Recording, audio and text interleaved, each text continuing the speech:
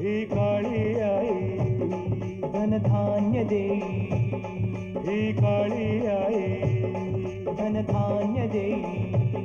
जोडते मनाची नाती आमची माती, आमची माणसं, आमची माती, आमची माणसं, आमची माती, आमची माणसं, आमची माती, आमची माणसं, आमची माती, आमची माणसं.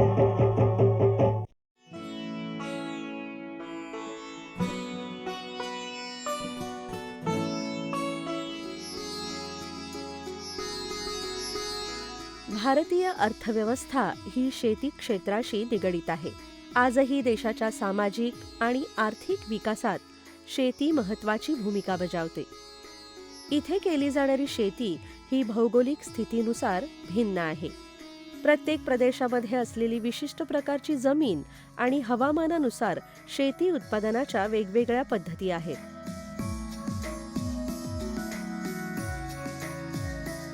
भौगोलिकदृष्ट्या कोकणातील उष्ण दमट हवामान, भरपूर पाऊस आणि जांभ्या दगडाच्या जमिनीत प्रामुख्याने भातशेतीबरोबर फलोत्पादन मोठ्या प्रमाणावर घेतलं जातं.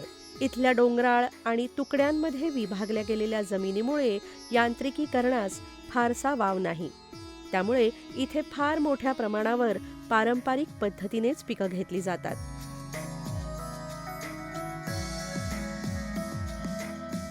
आता मात्र बदलत्या हवामानामुळे कोकणातील शेतकरी आधुनिक तंत्रज्ञानावर आधारित शेतीकडे वळत आहेत. पीक पद्धतीत बदल करत आहेत. अशा प्रकारे बदल करणारे शेतकरी म्हणजे आंबडपाल, तालुका कुडाळ, जिल्हा सिंधुदुर्ग येथील तानाजी सावंत. कृषी उत्पन्नात वाढ होण्यासाठी यांत्रिकीकरणाबरोबर प्रायोगिक शेतीही ते करतात. नमस्कार, माझं नाव तानाजी सोमा सावंत. माझं गाव आंबडपाल, तालुका कुडाळ, जिल्हा सिंधुदुर्ग. मी गेली 25 वर्ष शेती करतो आहे. मागचे 25 वर्षामध्ये 5 वर्ष मी पारंपरिक शेती आई वडिलांनी मला दाखवली त्याप्रमाणे करत होतो. पण शेतीमध्ये काही सुधारणा न होती, उत्पन्नामध्ये काही वाढ न होत होती. त्यामुळे कृषी सहाय्यक, कृषी अधिकारी यांच्या माध्यमातून सगळ्यांचे मार्गदर्शन घेऊन मी आज प्रायोगिक तत्त्वावर शेती करतो आहे. गेली 20 वर्षामध्ये मी यांत्रिकीकरण, प्रायोगिक तत्त्वावर शेती, मजुरांची संख्या कशी कमी होईल, उत्पन्न कसं वाढेल, जे काय पीक आपण घेतो आहे त्या पिकामध्ये पारदर्शकता कशी येईल, अशा पद्धतीने शेतीमध्ये काम करतो आहे. त्याचबरोबर माझ्याबरोबर आता मी कलिंगड करतो आहे, भाजीपाला करतो आहे, भुईमूग करतो आहे, नाचणी, कुळीथ, उडीद म्हणजे आंब्याचे बाग आहे, काजूची बाग आहे, नारळ, सुपारी अशा प्रकारची जी काही पिकं आहेत ते मी घेतो आहे. त्याचबरोबर त्याच्यात मिरी आणि जायफळ अशा प्रकारची पण लागवड आता चालू केलेली आहे. तानाजी सावंत यांच्याकडे आधी पारंपरिक पद्धतीने भुईमूग लागवड व्हायची. त्यात खर्च जास्त होऊन उत्पन्न कमी मिळायचं.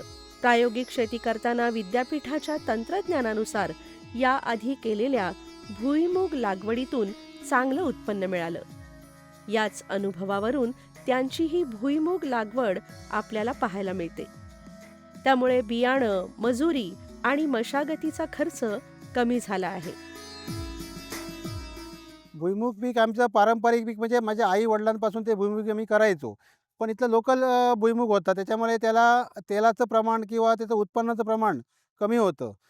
तर त्या संदर्भात मी विचार करता कृषी विभाग, हेडगेवार प्रकल्प, भगीरथ आणि आपले KVK यांच्या माध्यमातून भुईमुगाची जात कुठची निवडायची, काय करायची, तेलाचं प्रमाण कसं वाढेल, उत्पन्न कसं वाढेल या संदर्भात चर्चा करून आता मी काजरी लिपाप्सी म्हणून जी काय भुईमुगाची आंध्र प्रदेश विद्यापीठाने जात विकसित केलेली आहे ती आहे. त्याच्या माध्यमातून मी गेल्या वर्षी आम्ही तो भुईमुग पीक केलेलं होतं. त्याच्यामध्ये आम्हाला गुंठ्याला 25 किलो उत्पन्न आम्हाला आलेलं होतं. असं उत्पन्न आम्हाला आपलं जे काय लोकल भुईमुग आहे त्याच्यामधून येत नव्हतं. आणि सध्या तरी गुंठ्याला 25 किलो उत्पन्न आम्ही घेतलं त्याच्यामधून आणि चांगला रिझल्ट मिळाला. तेलाचं प्रमाण पण याला 45% पुढे मिळालं आम्हाला आणि एकंदर जर खर्च आणि उत्पन्नाचा विचार करता त्याच्यामध्ये आम्हाला चांगलं मार्जिन त्याच्यामध्ये फायदा झाला.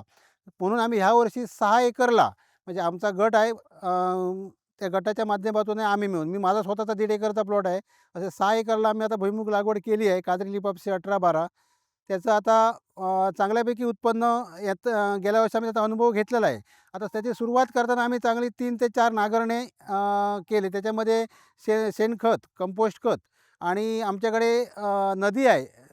ते बाजूला नदी असल्यामुळे नदीचा जो गाळ असतो, कंपोस्ट खत असतं, ते आम्ही आणून त्या शेतामध्ये टाकलं गेलं आहे. त्याच्याबरोबर राख अशा पद्धतीने सगळं एकत्र करून ते मिक्सिंग करून आम्ही 6x15 ह्या अंतरावर आम्ही भुईमुगाची लागवड केली.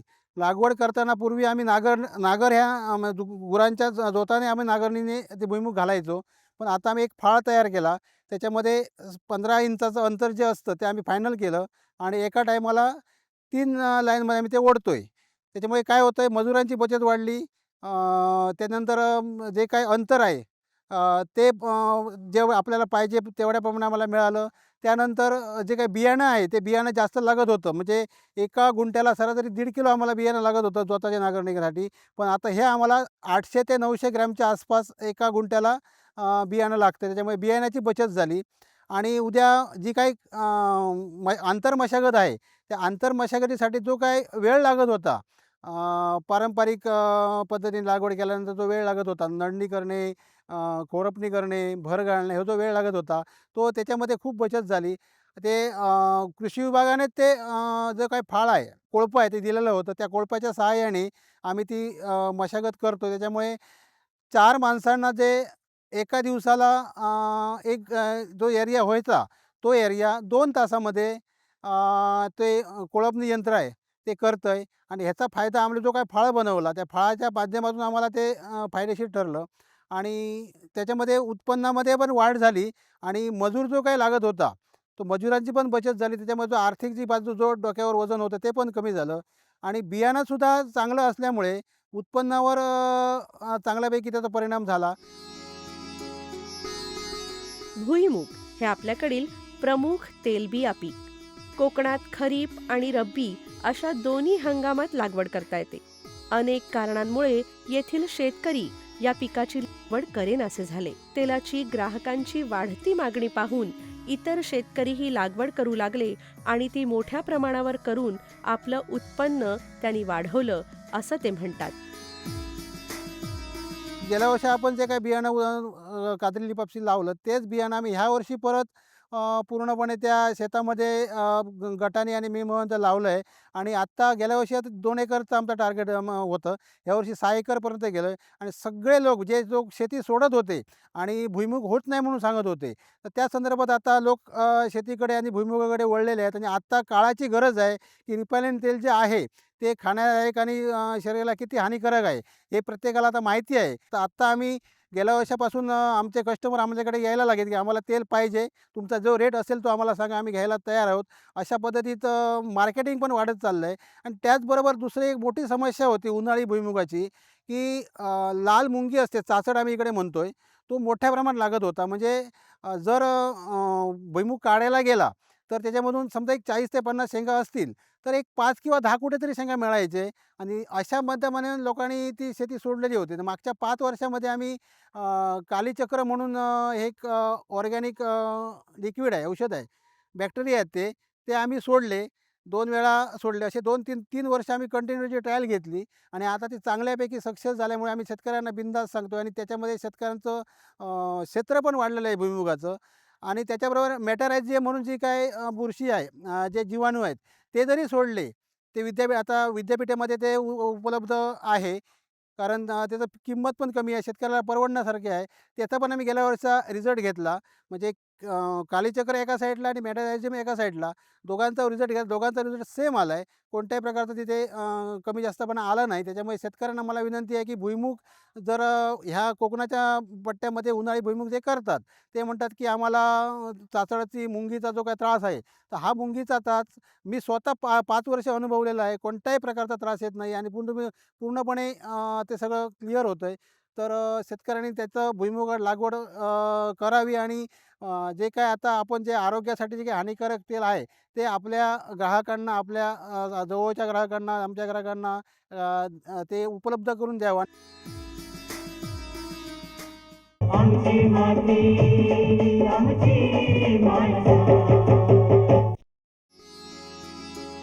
बीज प्रक्रिया ही पेरणीपूर्व बियाण्यावर केली जाणारी महत्वाची क्रिया आहे. त्यामुळे बियाण्याला संरक्षक कवच मिळतं. बियाणं कुजणं किंवा मातीतून पसरणाऱ्या रोगाचा धोका कमी होतो. त्याचप्रमाणे पाण्याचा उत्तम निचरा होणारी जमीन आवश्यक असली तरी पिकाच्या वेगवेगळ्या अवस्थेत पाणी गरजेनुसार द्यावं लागतं. या सगळ्या गोष्टी लक्षात घेऊन आपण मशागतीपासून ते काढणीपर्यंत व्यवस्थापन कसं करणार आहोत याविषयी ते सांगतात. बीज प्रक्रिया करताना ॲझोटा बॅक्टेरिया जे काही जीवाणू आहेत ते आम्ही ज्या भुईमुगाचा दाणा आहे त्याला लावलं, त्याच्यामध्ये सावलीत वाळवत ठेवलं. एक 20-25 मिनटामध्ये वाळवल्यानंतर आम्ही पेरणी चालू केली.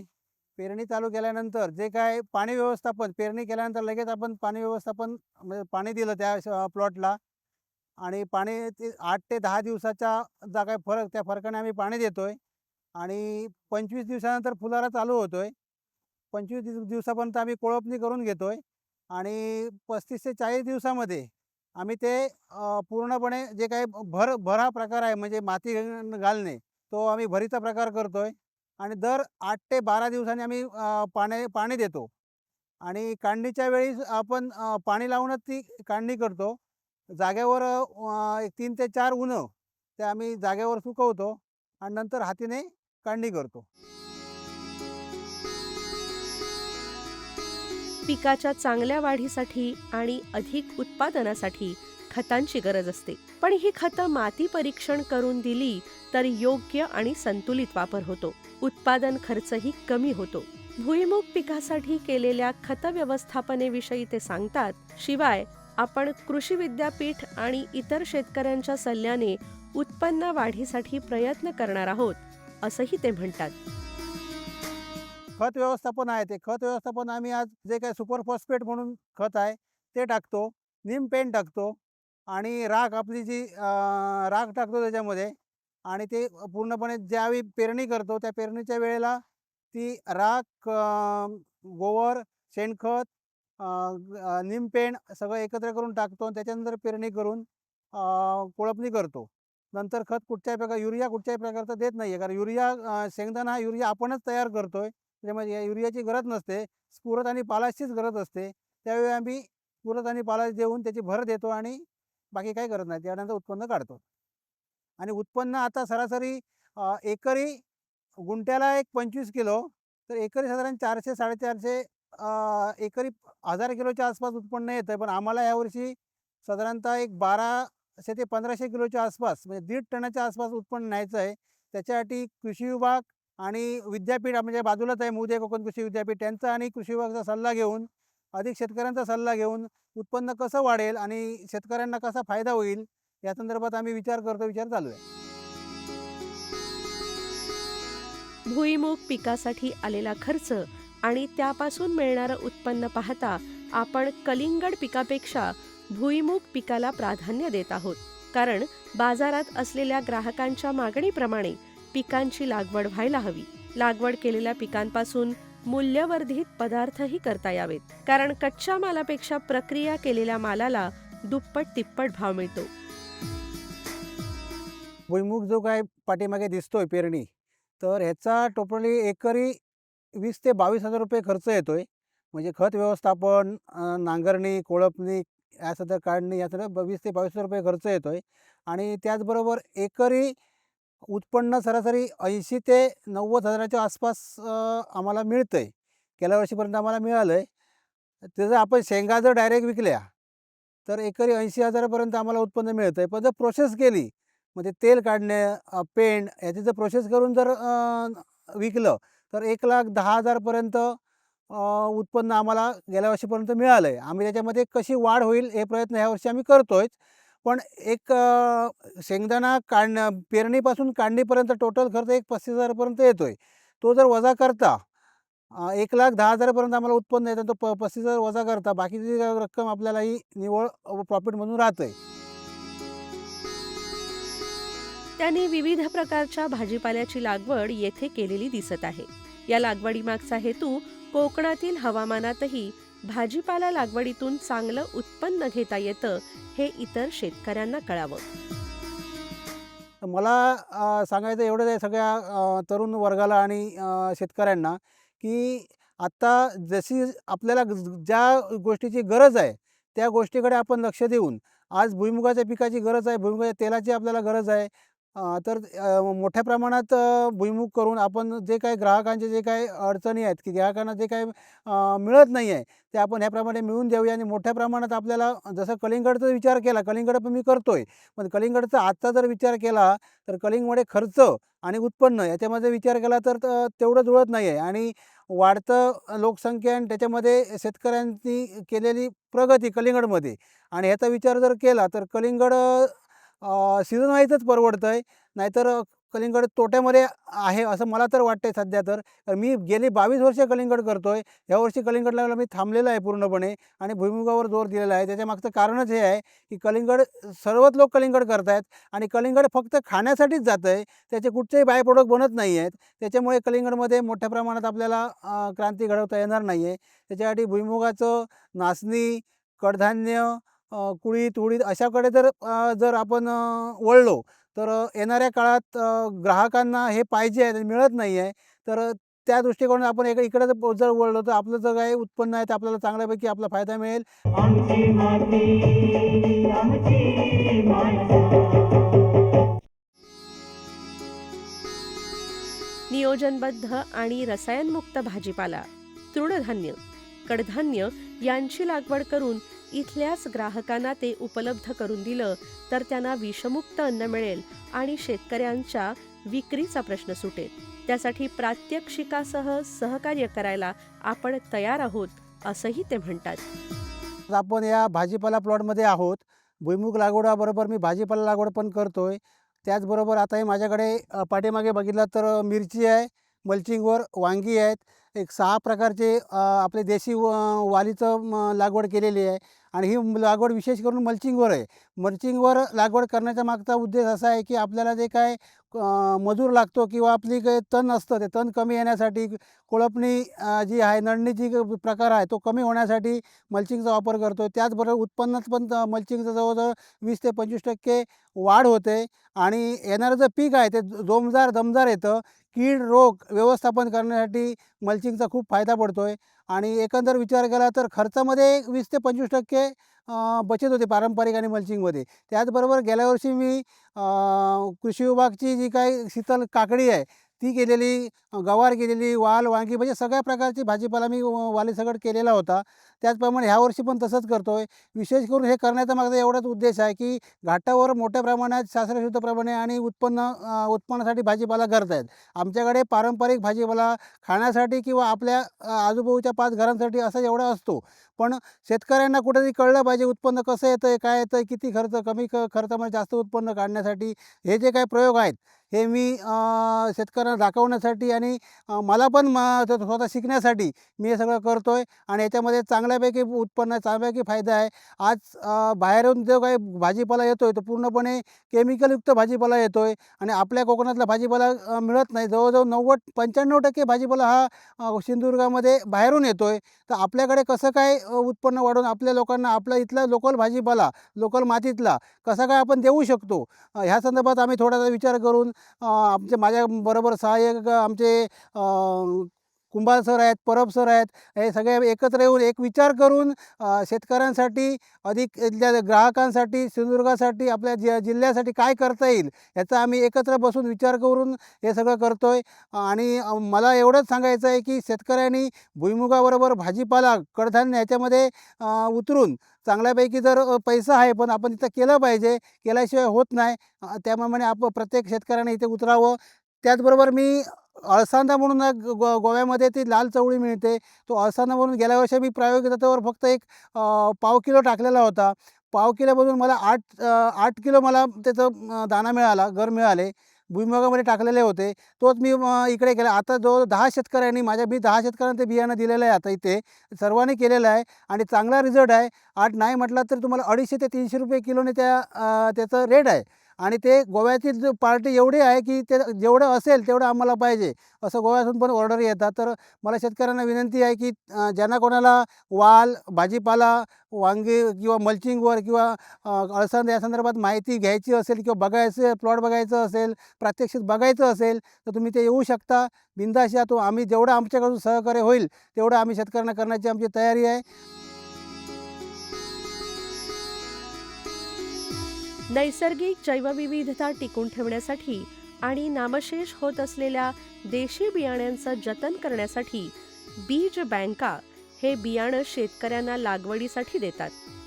तानाजी सावंत यांनी केलेल्या या वालीच्या लागवडीचं बियाणं भारतीय किसान संघाच्या बीज बँकेतून देण्यात आल्याचं सूर्यकांत सांगतात. देशी वाणाचं बियाणं एका शेतकऱ्याकडून दुसऱ्या शेतकऱ्याला लागवडीसाठी देऊन संवर्धन केलं जातं. नमस्कार, मी सूर्यकांत भिकाजी कुंभार, राहणार नेरूर, तालुका कुडाळ.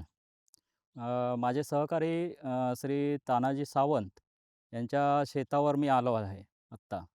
तर त्यांनी आमच्या सीड बँकमधून जी भारतीय किसान संघाने 2023ला सुरुवात केलेली आहे त्याची बीज बँकेची, त्या बीज बँकेतनं ह्या सहकाऱ्यांनी माझ्या हे बियाणं वालीचं घेतलेलं आहे आणि तिचा येथे लागवड केलेली आहे.